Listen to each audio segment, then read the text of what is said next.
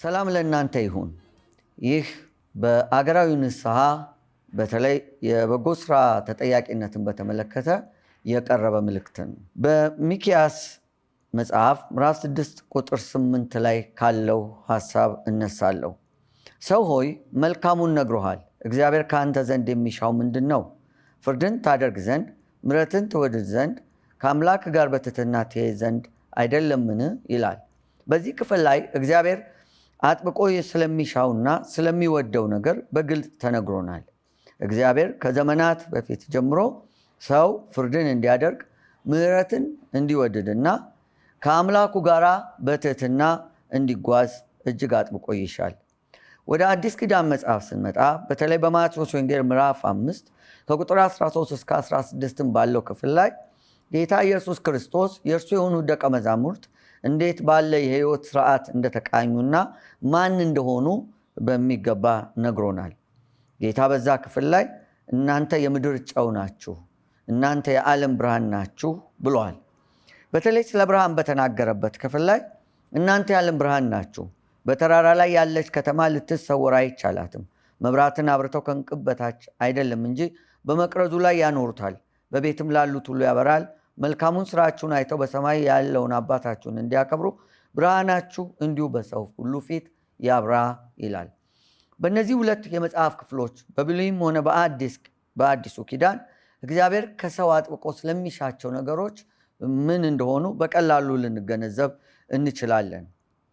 በዚሁ መሰረት በዚህ በበጎ ስራ ተጠያቂነት አንጻር እግዚአብሔር ከኛ ስለሚሻቸው መሰረታዊ ሁለት ነገሮች በዚህ ክፍል ለመናገር እሞክራለሁ።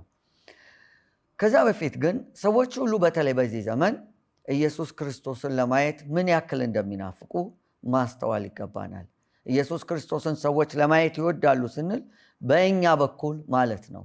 ጌታ ኢየሱስ ክርስቶስ እኛን የዓለም ብርሃን ናችሁ ሲለን በብርሃኑ በእሱ ብርሃንነት በእሱ ማንነት ያገኘነውን ብርሃንነት ለሰዎች በመፈንጠቅ እና በማንጸባረቅ የእርሱን ክብር እንድናሳይ ነው። በጎ ስራን የመሰለ የእግዚአብሔርን ማንነት ወይም የልጁን የኢየሱስ ክርስቶስን ክብር የሚገልጥ ሌላ ነገር ማግኘት ይከብዳል። ስለዚህ በበጎ ስራችን በኩል ክርስቶስን ወይም እግዚአብሔርን ማሳየት ይጠበቅብናል። እንዴት ነው ይህንን በበጎ ስራ የምናሳየው? ተጠያቂነታችንስ ምን ያክል ነው የሚለውን ነው ዛሬ ለመናገር የምሞክረው። የመጀመሪያው ነገር በስራችን ክርስቶስን ወይም እግዚአብሔርን ማሳየት ይጠበቅብናል። በሁለተኛ ደረጃ ደግሞ በአንደበት ቃል ምስክርነታችን እግዚአብሔርን መግለጥ አለብን። እንደሚታወቀው ሰው በመሆናችን ምክንያት ብቻ ሁላችንም ዕዳ አለብን። ሁላችንም ከኛ ቀጥሎ ለሌላው ሰው የመኖር፣ ሌላውን ሰው የማገልገል፣ ለሌላው ሰው በበጎና በመልካም መገለጥ ኃላፊነት አለብን። ክርስቲያን ስንሆን ደግሞ ኃላፊነታችን የበለጠ ከፍ ይላል። ከዳንን በኋላ እስካሁን ድረስ በሕይወት የቆየ ነው ይህንን በጎ ስራ በማድረግ የእግዚአብሔርን ክብር በምድር ለመግለጥ ነው። ይህ ብርሃን እንዲታይ ደግሞ በእኛ በኩል ከፍ ባለ ስፍራ መሰቀልና መታየት አለበት። ከመሰረቱ ስናስተውል ብርሃንነት ጌታ ኢየሱስ ክርስቶስን ማሳየት ነው። ጌታ ኢየሱስ ክርስቶስን ማሳየት ደግሞ እግዚአብሔርን ማሳየት ነው። በአሁኑ ጊዜ የብዙ ሰዎች ናፍቆትና ፍላጎት እግዚአብሔርን ወይም ኢየሱስ ክርስቶስን በግልጥ ማየት ነው። እኛ ደግሞ ኢየሱስን የማሳየት ኃላፊነት አለብን። ብርሃን የሆነው ለዛ ነው። ጌታ ኢየሱስ ክርስቶስ እኔ የዓለም ብርሃን ነኝ ብሎ ተናግሮ ብቻ አላበቃም። እናንተም የዓለም ብርሃን ናችሁ ሲል ጥብቅ ማሳሰቢያና ማስጠንቀቂያ ሰጥቶናል። ለመሆኑ እግዚአብሔር ማንን ይመስላል? ኢየሱስ ማንን ይመስላል? የእግዚአብሔር ቃል ሲናገር እግዚአብሔርን ከቶ ማንም ያልየው የለም፣ ነገር ግን በቅፎ ያለው አንድያ ልጁ ተረከው ይላል። እግዚአብሔርን ማንም ያየው ከሌለ የተረከው አንድያ ልጁ ከሆነ እኛ ደግሞ በኢየሱስ ክርስቶስ በኩል እግዚአብሔርን ከፍ አድርገን ማሳየት ይጠበቅብናል ማለት ነው። እዚህ ጋር አንድ ታሪክ ላንሳ። ከጊዜ በፊት በጣም ከረጅም ጊዜ በፊት አንድ የሆነ ወህኒ ቤት ውስጥ የተከሰተ ታሪክ ነው። ሰውየው በጣም ወንጀለኛ ስለነበር ወህኒ ቤት ይጣላል። በዛን ጊዜ ክርስትና ደግሞ አስቸጋሪ ወይም ከባድ የነበረ በመሆኑ ሌላ ክርስቲያን ደግሞ ወደ ወይን ቤት ይጣላል። በክርስትናው ምክንያት ክርስቲያኑ ወይን ቤት እንዲጣል ተደረገ። ሁለት ሰዎች በአንድ ጠባብ ክፍል ውስጥ ድንገት ተገናኙ። በዚያም አብረው በነበረበት ጊዜ በቀን የሚሰጣቸው አንድ ኩባያ ውሃና አንዲት ዳቦ ብቻ ነበረች። ክርስቲያኑ ሰው የተሰጠውን ነገር አመስግኖ ለመብላት ወዶ አንገቱን ሲያቀረቅር የአመፀኛና ነፍሰ ገዳይ የነበረው ሰው ድንገት የእርሱን ዳቦ ይወስድበትና ይበላበታል። ውሃው ብቻ ይቀራል። ክርስቲያኑ ከጸሎቱ ካቀረቀረበት ቀና ሲል ዳቦ የለም። ውሃውን ጠጥቶ አመስግኖ ተኛ። በሁለተኛውም ቀን ተመሳሳይ ነገር ሆነ። ክርስቲያኑ ግን ምንም አላጉረመረመም ወይም ክፉ ቃል ካፉ አልወጣም። ወንጀለኛው ሰው በጣም ተገርሟል። በሦስተኛው ቀን አሁንም አንድ ዳቦና አንድ ኩባያ ውሃ ሲመጣላቸው ክርስቲያኑ ሰው አንገቱን አቀረቀረ እንደ ልማዱ። በዚህ ጊዜ ግን አመፀኛውና ክፉ ወንጀለኛው ሰው ዳቦን አልወሰደበትም። ያ ክርስቲያኑ ሰው ከጸሎቱ ሲመለስ አንድ ነገር አለው። የኔ ወንድም በእነዚህ 3 ቀናት እንዳየውህ ለአንተ ከኔ ይልቅ መብላትና በሕይወት መቆየት እጅግ ያስፈልግሃል። ስለዚህ ይህንን ዳቦ ዛሬም እንደ 2 ቀናት እንድትበላ ጋብዣለሁ አለው። በዚህ ጊዜ አመፀኛ ሰው እጅግ በጣም ግራ ተጋብቶ ለምን ይህንን እንዳደረገ ክርስቲያኑን ሰው ጠየቀው። ክርስቲያኑም ሰው ስለሚያምነው እምነት ስለ ጌታ ስለ ኢየሱስ ክርስቶስ አጥብቆ ነገረው።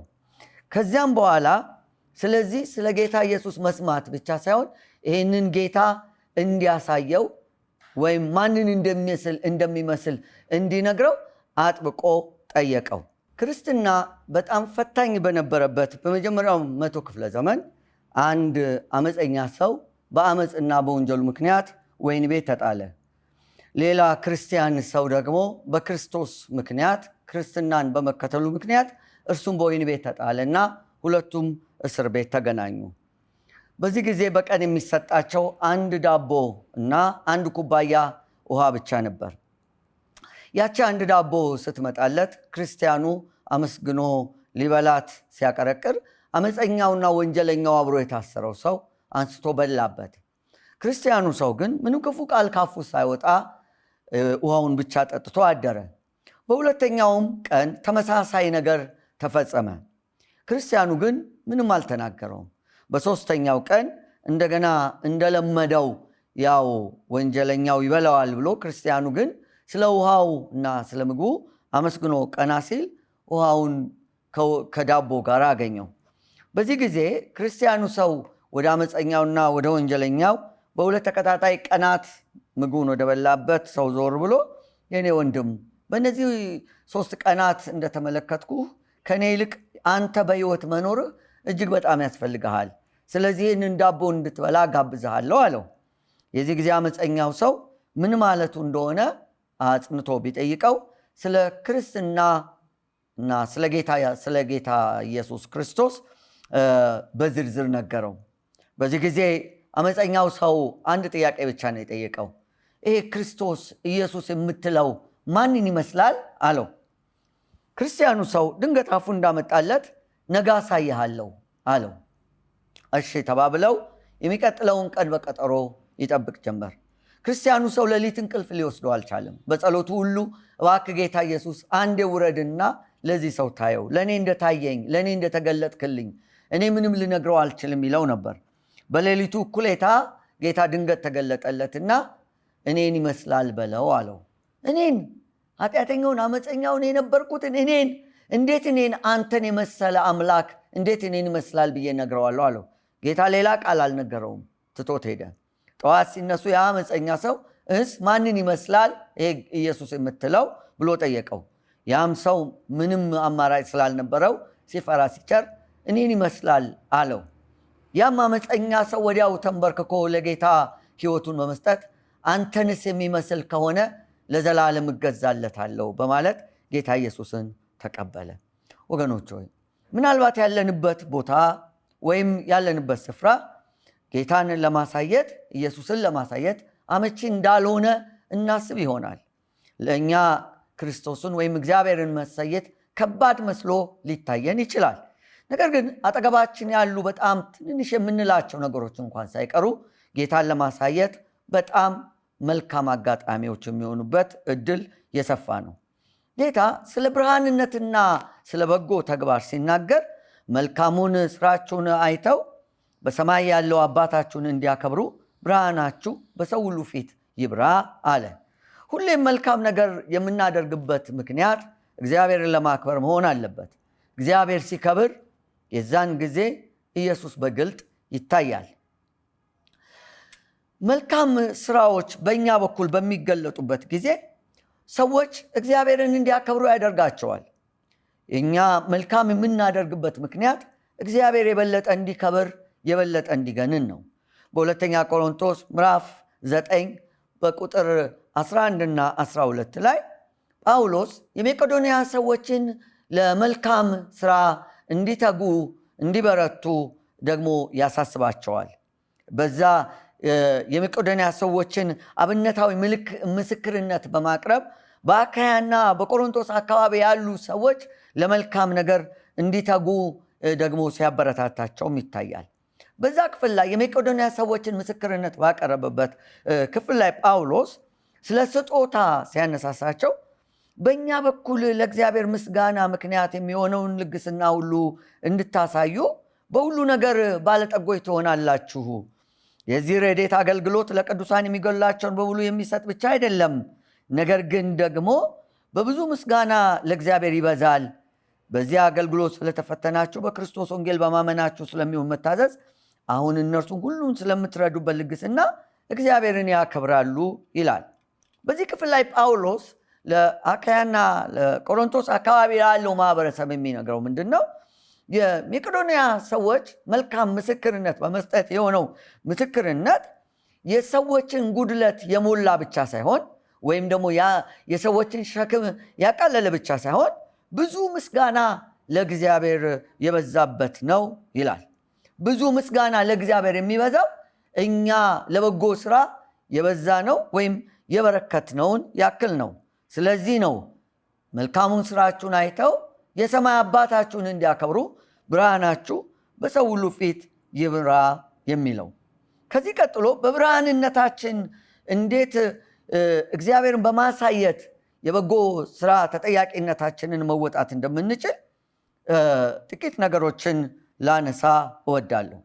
የመጀመሪያው ነገር ድሆች ኢየሱስን ለማሳየት እግዚአብሔርን ለማሳየት መልካም አጋጣሚ መድረኮቻችን እንደሆኑ መረዳት አለብን። ብዙ ሰው ድሆችን ማገልገል ወይም ደግሞ ለድሆች መቆረስ እግዚአብሔርን ማሳየት እንደሆነ የሚገባ አይገነዘብም። የበጎ ስራ ተጠያቂነታችንንና ኃላፊነታችንን እንደሚገባ መወጣት አለመወጣታችንንም እንመረምራለን። የመጀመሪያ በበጎ ስራ ተጠያቂነታችንን እንድንወጣ ከሚያደርገን ነገር አንዱ ለድሆች ያለን የልብ ስፋትና አገልግሎት ነው። ድሆች እግዚአብሔርን ለማሳየት በበጎ ስራም እንድንበዛና እንድንበረክት ጥሩ መድረኮቻችን ናቸው። በብሉይ ኪዳንም ሆነ በአዲስ ኪዳን ሰዎች በዙሪያቸው ያሉትን ድሆች ቸል እንዳይሉ ማሳሰቢያ ተሰጥቷቸዋል። ድሆችን መርዳትና ማገዝ ደግሞ የሰው ሁሉ ኃላፊነት ነው። ለምሳሌ በዘዳግም መጽሐፍ ምዕራፍ 15 ቁጥር 11 ላይ ድሆች ከምድሪቷ ላይ አያልቁም፣ ስለዚህ እኔ በአገር ውስጥ ላለው ድሃ ለተቸገረው ወንድምም እጅን ትከፍታለህ ብዬ አዘዝኩ ይላል። ድሆች የዚህ ዓለም ፍጻሜ እስኪሆን ድረስ በዓለም ላይ መኖራቸው መቼም ቢሆን እውን ነው ወይም እሙን ነው። ስለዚህ ሰዎች አጠገባቸው ያሉት ሰዎች በየትኛውም ዘመን የሚኖሩ ሰዎች ለተቸገሩ ወንድሞቻቸውና ይልቁን ለድሆች ደግሞ እርዳታንና ልግስናን እንዲያደርጉ ታዘዋል። በአዲስ ኪዳንም በተደጋጋሚ ስለዚህ ጉዳይ ተጽፎ እናነባለን። ለምሳሌ በጋላትያ መጽሐፍ ምዕራፍ 2 ቁጥር 10 ላይ ጳውሎስ የተሰጠኝን ጸጋ አውቀው አዕማድ መስለው የሚታዩ ያዕቆብና ኬፋ ዮሐንስም እኛ ወደ አሕዛብ እነሱ ወደ ተገረዙት ይሄዱ ዘንድ ለእኔና ለበርናባስ ቀኝ እጃቸውን ሰጡን፣ ድሆችን እናስብ ዘንድ ብቻ ለመኑን፣ ይህንንም ለማድረግ ብቻ ተጋው ሲል በወቅቱ የነበረውን ነገር ሲናገር ይታያል። በዚህ ክፍል ላይ ወደ ኋላ ዞረን የታሪኩን ደግሞ ስረ መሰረት ስናጠና ጳውሎስ የሚናገረው የመጀመሪያውን ትልቅ የቤተ ክርስቲያን ስብሰባ ማለትም የኢየሩሳሌም መማክርት ጉባኤን አስመልክቶ ነው። በዚያ ጉባኤ ላይ ታላቅ የሆነ የዶክትሪን ጉዳይ ተነስቶ ነበር። አሕዛብን ስለማገልገል እንዴት ስለማገልገል የነ ጳውሎስን አገልግሎት በተመለከተ ታላቅ ጥያቄ ተነስቶ ነበር። ሐዋርያቱም ጥያቄውን ከተመለከቱ በኋላ ውስብስብ የሆነውን የነገረ መለኮት ጉዳይ ከፈቱ በኋላ በመጨረሻ ውሳኔዎቻቸው መካከል በዋነኝነት ድሆችን ማሰብ ዋነኛ የቤተ ክርስቲያን ተግባር እንደሆነ አጽንኦት ሲሰጡበት ይታያል። በእርግጥ ያዕቆብም በዛ ጉባኤ ላይ በዋነኝነት ተናጋሪ ከነበሩት ወገኖች መካከል አንዱ ሊሆን ይችላል። እሱ በምዕራፍ 1 ቁጥር 27 ላይ ሲናገር ንጹሕ የሆነ ነውርም የሌለበት አምልኮ በእግዚአብሔር አብ ዘንድ ይህ ነው፣ ወላጆች የሌላቸው ልጆች ባልቴቶችንም በመከራቸው መጠየቅ ብሎ ይናገራል። ስለዚህ እንደ ቤተ ክርስቲያን፣ እንደ አማኝ፣ እንደ ሰው እንኳን በተለይ ትኩረት ለሚያስፈልጋቸው የማህበረሰብ ክፍሎች የበለጠ ትኩረት በመስጠት የበጎ ስራ ተጠያቂነት ኃላፊነታችንን መወጣት አለብን። በተለይ ለመበለቶች፣ ባሎቻቸው ለሞቱባቸው፣ ረዳት አጋዥ ለሌላቸው፣ ለወላጅ አልባ ልጆች፣ ወላጆቻቸውን በሞት ላጡ የማህበረሰቡ ኃላፊነት እንጂ ሸክም ያይደሉ፣ እንዲሁም ለአካል ጉዳተኞች እንደ ልባቸው ተንቀሳቅሰው ራሳቸውን ችለው የወደዱትን ማድረግ ለማይችሉ ለነሱ የበለጠ መልካም በማድረግ እግዚአብሔርን ማክበር የበጎ ስራ ተጠያቂነታችንንና ኃላፊነታችንን መወጣት ይገባናል። ለመሆኑ ግን ድሆች በመካከላችን የሚገኙት ለምንድን ነው? ምክንያቱ ምንድን ነው ብለን ጠይቀን እናውቃለን? በመሰረቱ የአብዛኛው የድህነት መሰረቱ ወይም ምክንያቱ ከኛው ከማህበረሰባችን ችግርና ኃላፊነትን እንደሚገባ ካለመውጣት የሚንደረደር ነው። የሰዎች ራስ ወዳድነት ለድህነት ስር መስደድ የመጀመሪያው ምክንያት አድርገን ልንጠቅስ እንችላለን። ሰዎች በራስ ወዳድነት ምክንያት ንፉግ ስለሆኑ፣ ስስታም ስለሆኑ፣ ሊሰጡና ሊያካፍሉ እንዳይችሉ በስስታምነትና በንፍግና ስለተቀፈደዱ በየስፍራው እጦትና እጥረት እንዲፈጠር ሆኗል። ይህም ደግሞ ከስር ከመሰረቱ ስናየው መልካም አስተዳደር አለመኖር፣ ሙስና፣ ጉቦ፣ ሰዎች በጉቦና በመማለጃ ምክንያት የተጨበረበረ ነገር ስለሚያደርጉ በዚህ ምክንያት ድህነት ስሩን እንዲሰድና እንዲንሰራፋ ምክንያት ሆኗል። በዓለም ላይ ዛሬ በጣም በርካታ የእርዳታ መስጫ ተቋማት ያሉ ቢሆንም ከእውነተኛ የልብ ርኅራኄና ደግሞ መነካት ያንን አገልግሎት የሚፈጽሙ በጣም ጥቂት ሆነው ነው የምናገኛቸው። ለድሆች የሚገባውም እየደረሳቸው እንዳልሆነ ይነገራል። አንዳንድ ችግሮች እንደውም ከድሆቹ ይልቅ ለሌሎች መበልጠጊያ ምክንያት እንደሆኑም እናያለን። ለምሳሌ አንድ ጊዜ አንድ ሰው በኤችአይቪ የሚኖሩና ከኤችአይቪ ጋር የሚኖሩ ሰዎች ብሎ ሲናገር ሰምቻለሁ። ይሄም ኤችአይቪ በችግር ውስጥ ያሉ ሰዎችን የሚያሰቃየውን ስቃይ ተመርክዞ በእነሱ የከበሩ ሰዎችን የሚመለከትና በበሽታው ወይም ደግሞ በሽታው በመጣባቸው ስቃይ ጋር የሚኖሩ ምስኪኖችን የሚመለከት ነው። ሌላው ድህነት ስሩን እንዲሰድ ምክንያት የሆነው ምክንያት ወይም ደግሞ ሰበብ በዓለም ላይ ፍትሐዊ የሀብት ክፍፍል ስለሌለ ነው። ብዙ ሰዎች ራስ ወዳድ በሚባል ገመድ ታስረው ለሌሎች የሚገባውን ሁሉ ቀምተውና ዘርፈው ለራሳቸው ስለወሰዱ እንዲሁም ስስትና ንፉግነታቸው ሌላው ቀርቶ በሃይማኖተኛ ሰዎች እንኳን ጎልቶ ስለሚታይ ፍትሐዊ የሀብት ክፍፍል በምድር ላይ ሊኖር አልቻለም። በዚህ ምክንያት ብዙ ሰዎች ከሌላው የሚወስዱትን ወይም የዘረፉትን እንኳ በተገቢ ሁኔታ ሊያካፍሉ ሳይችሉ በመቅረታቸው ምክንያት ድህነት ስሩን እንዲሰድና ብዙ ሰዎች በችግር ምክንያት እንዲኖሩ እየሆኑ ነው። ስለዚህ ይህንን ለማስወገድ በበጎ ስራ እንደ ቤተ ክርስቲያን፣ እንደ ክርስቲያን፣ እንደ ግለሰብ፣ እንደ ሰው መገለጥ ይገባናል። ምድሪቷ በድሆች እንባ ጨቂታለች። ብዙ ድሆች ከባለጠጋዎች ደግሞ ኪስ ውስጥ የተቀመጠ እነሱን ሊፈውስና ሊረዳ የሚችል ነገር እንዳለ እያወቁ በችግር እየማቀቁ እየኖሩ ነው። ይህንን ቶሎ ብለን ማስወገድ አለብን። አንድ ገጣሚ ይህንን አስመልክቶ ሲናገር እንደዚህ አለ። እልፍ ከሲታዎች ከስተው የሞገጉ ስጋችን የት ሄደ ብለው ሲፈልጉ በየተተረተሩ በየጥጋ ጥጉ አስሰው በምድር በሰማይ አገኙት ቦርጭ ሆኖ አንድ ሰው ገላ ላይ አለ። ይህ መቼስ ምጸታዊ ንግግር ቢሆንም የድህነትንና የብልጥግናን መሰረታዊ ምክንያቶች ፍንትው አድርጎ የሚያሳይ ይመስለናል። በተለይ አሁን ራሳችንን እንደ ክርስቲያን እንደ አማኝ መጠየቅ አለብን። ለምንድን ነው ድሆች በተለይ በእኛ በወንጌላውያን ደጃፍ የማይታዩት? ለምንድን ነው ጉባኤዎቻችን ውስጥ የቆሸሸ የለበሰ ወይም ደግሞ ምስኪን የሚባል ብዙም የማይታየው? ምክንያቱም ለድሆች የምንሰጠው ስፍራ እጅግ ያነሰ ስለሆነ ነው። ብዙዎቻችን ለድሆች የሚሆን ስፍራ የለንም።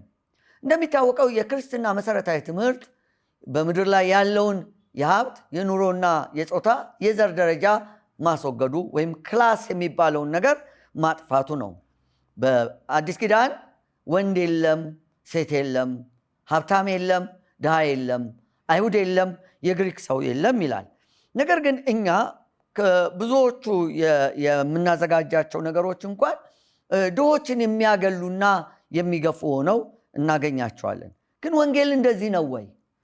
ስለ ወንጌል ስናስብ መቼም ወንጌል የጌታ ኢየሱስ ክርስቶስና ተልእኮ እንደሆነ ይገባናል። ደግሞ በጣም ጠለቅ ብለን ካየነው ወንጌል ማለት ራሱ ጌታ ኢየሱስ ነው። በኢሳይያስ 61 ቁጥር 1 ጀምሮ ያለውን ቃል ጌታ ኢየሱስ አገልግሎት በጀመረበት በመጀመሪያው ክፍል በሉቃስ ወንጌል ምዕራፍ 4 ከቁጥር 17 እስከ 21 ላይ ሲናገር እንደዚህ ብሎ ተንትኖታል። የነቢዩ የኢሳይያስን መጽሐፍ ሰጡት። መጽሐፉንም በተረተረ ጊዜ የጌታ መንፈስ በእኔ ላይ ነው፣ ለድሆች ወንጌልን እሰብክ ዘንድ ቀብቶኛል፣ ለታሰሩት መፈታት፣ ለዕውሮች ማየት፣ የተጠቁትንም ነፃ አወጣ ዘንድ የተወደደችውን የጌታ ዓመት እሰብክ ዘንድ ልኮኛል ብሎ የተጻፈበትን ስፍራ አገኘ። መጽሐፉንም ጠቅልሎ ለአገልጋዩ ሰጠውና ተቀመጠ። በምኩራብም የነበሩት ሁሉ ትኩር ብለው ይመለከቱት ነበር። እርሱም ይህ ዛሬ በጆሮአችሁ ተፈጸመ ይላቸው ነበረ ይላል። ጌታ ኢየሱስ የመጣው ዋነኛ ምክንያት ለድሆች የምስራችን ለመስበክ ነው። ከዚህ አንጻር ወንጌል ከማንም ይልቅ ባለቤትነቱ የድሆች እንደሆነ እንረዳለን። የድሆች ነው። ጌታ ኢየሱስ በአገልግሎቱ እኩሌታ እሱ መሆኑን ለተጠራጠረው ለመጥምቁ ዮሐንስ በወህኒ ለነበረውም ማንነቱን ሲገልጥ አንተነ ወይንስ ሌላ እንጠብቅ ባለው ጊዜ በማቴዎስ ወንጌል ምዕራፍ 11 ቁጥር 2 ላይ እሱም ሄዳችሁ ያያችሁትንና የሰማችሁትን ለዮሐንስ አውሩለት፣ ዕውሮች ያያሉ፣ አንካሶች ይሄዳሉ፣ ለምጻሞች ይነጻሉ፣ ደንቆሮችም ይሰማሉ፣ ሙታንም ይነሳሉ ካለ በኋላ ለድሆች ወንጌል ይሰበካል፣ በእኔም የማይሰናከለው ሁሉ ብፁዕ ነው ይላል። ስለዚህ ወንጌል በዋነኝነት ለድሆች ነው። ስለዚህ ቤተ ክርስቲያን በበጎ ነገር ኃላፊነትን ስለመወጣት ስታስብ ከምንም ነገር ይልቅ ድሆችን ማዕከል ያደረገ ወይም ለድሆች የሚንሰፈሰፍ እና ድሆችን የሚመለከት ወንጌልን ምን ያህል እየሰበኩ ነው ብላ ልታስብ ያስፈልጋታል። ስለዚህ የኃላፊነት ያለ ብለን መጮህ ይገባናል። ለመሆኑ የድሆች ጉዳይ ምን ያህል ያሳስበናል? ካለንስ ምን ያክሉን እናካፍላቸዋለን? ሀብታችን ሲበዛ አጥራችንን ከማስረዘም ይልቅ አጠገባችን ላለው ሰው እጃችንን እንዘረጋለን? መቅደሱን ሞልተን በአንደበታችን ብቻ ጌታው የሚሆንልህ አጣው ብለን ብንጮህ ብንቀድስና ብናስቀድስ አንድ ቀን ስለ ቸልተኝነታችን ተጠያቂ ከመሆን አናመልጥም። ስለዚህ ኢየሱስ በእውነተኛ ልግስናችን እውነተኛ ፍቅራችንን ሊያይሻል። በማንኛውም ጊዜ ድሆችን የመርዳት የሚነሳ ሰው ግን ከሁሉ አስቀድሞ ለድሆች የሆነ እውነተኛ ርኅራሄ እንዳለው እርግጠኛ መሆን ይገባዋል። ከልብ ያልሆነ ስጦታ ለሰጪውም ሆነ ለተቀባዩ ደስ አያሰኝም። ለምሳሌ በመንገድ ላይ የምናገኛቸውን ምስኪኖች ከልባችን ወደን በሙሉ ዓይናችን አይተን ሌላውን እንደምናቀፋቅፈን አስቀድመን ፍቅር ልንሰጣቸው ያስፈልጋል። እንደ ቤተክርስቲያን ይህንን አገልግሎት ልንፈጽም ያስፈልጋል። እኔ በማገልግልባት ቤተክርስቲያን በራፍ ላይ ከጠዋት እስከ ማታ ድሆችን አገኛለሁ። በተለየ ሁኔታ በቤተክርስቲያናችን በራፍ ላይ ድሆች አሉ። ከአገልግሎታችን አንዱ ለነሱ የሚሆን መታጠቢያ ቤት አሰናርተን በመቶ ሺዎች የሚቆጠር ብር አውጥተን መታጠቢያ ቤት አሰናርተን ቆሻሻቸውን ቢያንስ እንዲያስወግዱ ለማስቻል እየጣርን ነው። ወንበሮቻችንን አልነፈግናቸውም፣ ከኛ ጋር አብረው እንዲሆኑ። በዚህ ምክንያት ብዙዎቹ ከኛ ጋር መሆን ይወዳሉ። እኔ በቀን 10ም 15ም እንደነዚህ አይነት ሰዎችን አቅፌ መሳም እድልን አግኝቻለሁ። ለሌሎችም ይሄ መልእክት ለሚሰሙት ሁሉ ከዚህ ከጥቂቱ መነሳት በጣም አስፈላጊ ነው። ምናልባት ሽታቸው ይዘውት የሚመጡት ነገር ለጤና ምናልባት ከባድ መስሎ ሊታየን ይችላል። ግን መፍትሄ ያበጀንለት እሱንም ቢሆን ድሆችን በቅርበት ሆነን ልናገለግላቸው ይገባናል።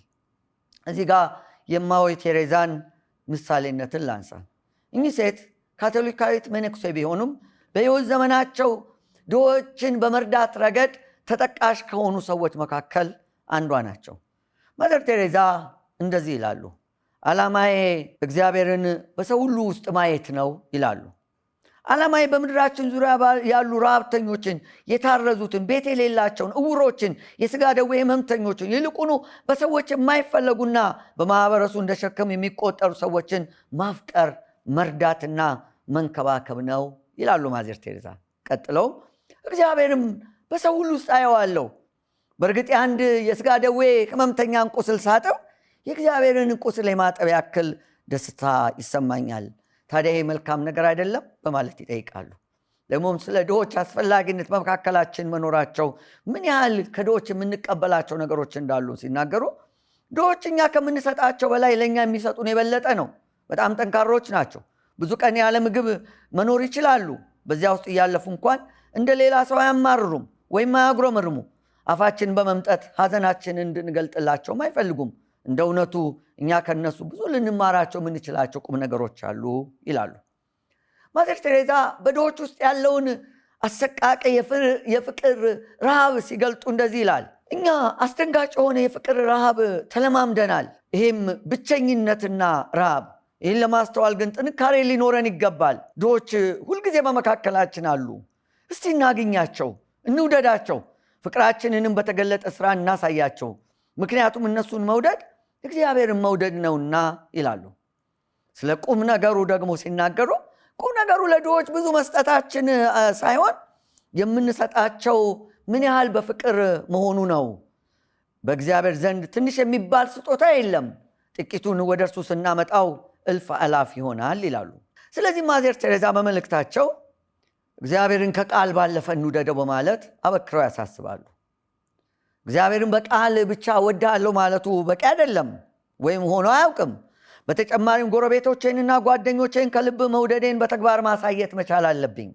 ቅዱስ ዮሐንስ በዓይን የምታየውን ወንድምን ሳትወድ እንዴት እግዚአብሔርን ወደዋለሁ ትላለህ ብሎ ከጠየቀ በኋላ ወንድሞቻችንን መውደድ ካልቻልን በእርግጥ ሐሰተኞች ነን ሲል ይወቅሳል፣ ይሞግታል።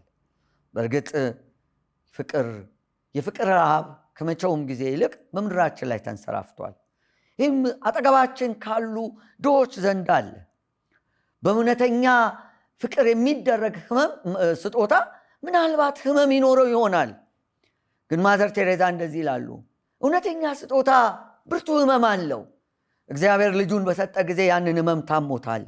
እኔም ደግሞ ይህንን ፍቅር በምገልጥበት ጊዜ እስኪያመኝና እስኪሰማኝ ምናልባትም ደም እስከሚወጣኝ ድረስ ለድሆች ማድረግ ይገባኝ ይሆናል ይላል። ሁለተኛው ድሆችን ከመርዳት ባለፈ በበጎ ስራ ተጠያቂነትን አስመልክቶ ከኛ የሚጠበቀው ነገር በማህበረሰቡ መካከል ኢየሱስን የማሳየት መድረኮቻችንን እንደሚገባ መጠቀም ነው። ይሄ ማህበረሰብ በብዙ ጥላቻ፣ በብዙ ግፍ፣ በብዙ ፍትህ አልባነት የታጠረ ማህበረሰብ ነው። እኛ ይህን ጥላቻ፣ ፍትህ አልባነትና ነውር አይተን እንዳላየ መሆን አንችልም።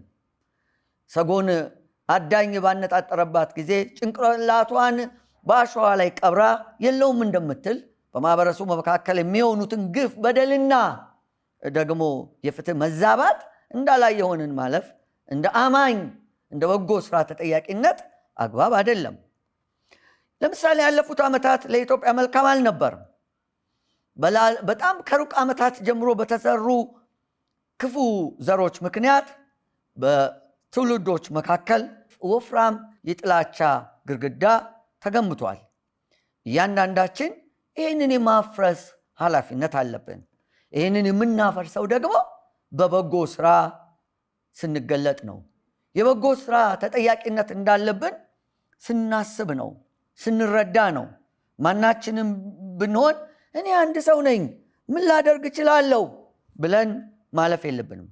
አንዳንድ ጊዜ ከዛ ከአመፁ መካከል የዛ ሰፈርን ሰው እንዳይደለን ልክ ክርስቶስ ከሰፈር ውጭ እንደተተወሉ የምንወጣባቸው ሰፈሮች እንዲኖሩን ገደብ ለራሳችን ማበጀት አለብን። ሰውየው መንገድ ላይ የሄደ ሁለት እብዶች ጦፈው ድንጋይ ይዘው እርስ በርሳቸው እየተከራከሩ ያገኛቸዋል።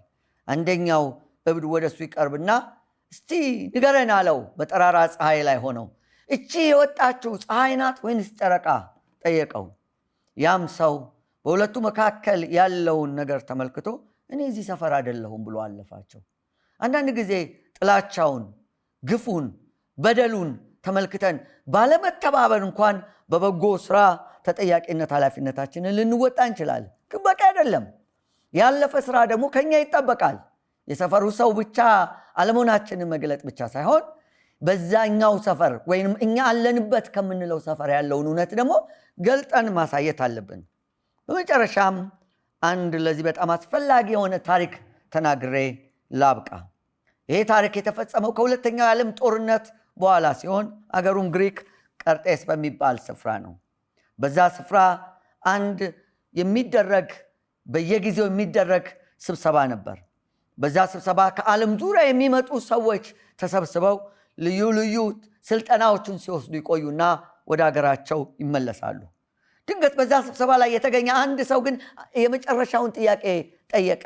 ከስልጠናው በኋላ የህይወት ትርጉሙ ምንድን ነው ብሎ። የዛን ጊዜ ስልጠናውን ይሰጥ የነበረ አሌክሳንደር ፓፓድሮስ የሚባል ግሪካዊ እንዲህ ብሎ ተናገረ። ስልጠናው የሚሰጠው በነገራችን ላይ ግሪክ ውስጥ ሆኖ ቀርጤስ በሚባል ከተማ በወዲህ በኩል በአንደኛው ሳይድ የጀርመን ናዚ ወታደሮች መካነ መቃብር፣ በሌላኛው ወገን ደግሞ የግሪካውያን ገበሬዎች፣ የቀርጤስ ገበሬዎች መካነ መቃብር ባለበት ስፍራ ነው። በሁለቱም መቃብሮች ላይ የመስቀል ምልክቶች ተደርገዋል። ጀርመኖች ናዚዎች ወደ ግሪክ ወደ ቀርጤስ በሚገቡበት ጊዜ የግሪክ የቀርጤስ ከተማ ገበሬዎች ድንገት ተነስተው የናዚ ወታደሮችን በቆንጮራ፣ በሰይፍ፣ በቢላው፣ በማጭድ ሳይቀር ተዋጓቸው። ጀርመኖች ስላልጠበቁ ብዙ ተጎዱ። በኋላ ግን ኃይላቸውን አጠናክረው መጡና የግሪክ ገበሬዎችን ጨፈጨፏቸው። ለዛ ነው በሁለቱም ወገን በኩል ያለው የመቃብር ስፍራ በዛ ስፍራ ላይ የተገኘው። እናም ወደዛ እያመለከተ አሌክሳንደር ፓፓድሮስ እንደዚህ አለ። ለእኔ የህይወት ትርጉም ምን ማለት እንደሆነ ለማሳየት ብሎ ከኪሱ ሳንቲም የምትመስል ትንሽዬ ነገር፣ ትንሽዬ መስታወት አወጣና አሳያቸው። ይህንን መስታወት ያገኘሁት በዚያን ወቅት በጦርነቱ ወቅት ከተከሰከሰ ከአንድ የጀርመን ሞተር ባይክ ስፖኪዮ ላይ ነው። የኋላ ማሳያ መስታወት ላይ ነው። መጀመሪያ ላይ የፈራረሱትን መስታወቶች ገጣጥሜ አንድ ለማድረግ ሞከርኩ። ባልተሳካልኝ ጊዜ ከመካከል ከፍ የሚለውን ወሰድኩና እንዲህ በምታዩት ክብ ቅርጽ አኖርኩት። ልጆኜ ከብርሃን ስፍራ ሆንና ወደ ጨለማ ስፍራ በማንጸባረቅ እጫወት ነበር። ያም እጅግ ያስደስተኝ ነበር።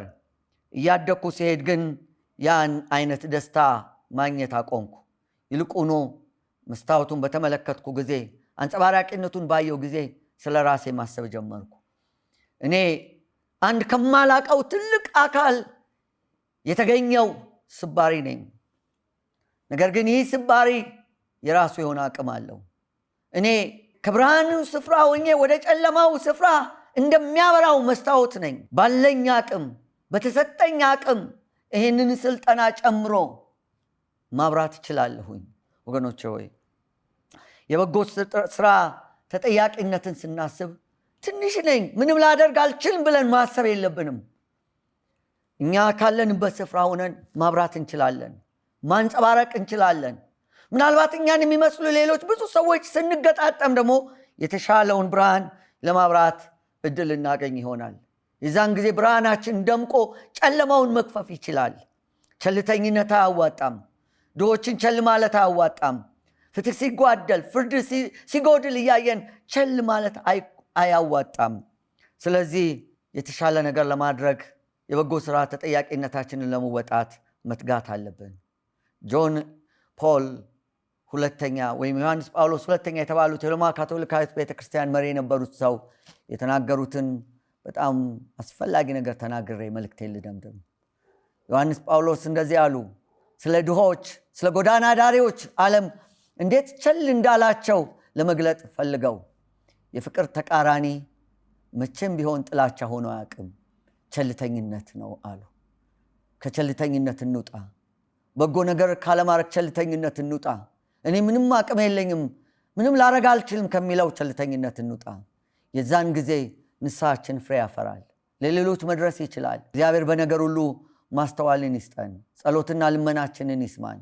በጌታ በኢየሱስ ክርስቶስ ስም ሰላም ለእናንተ ይሁን። አሜን።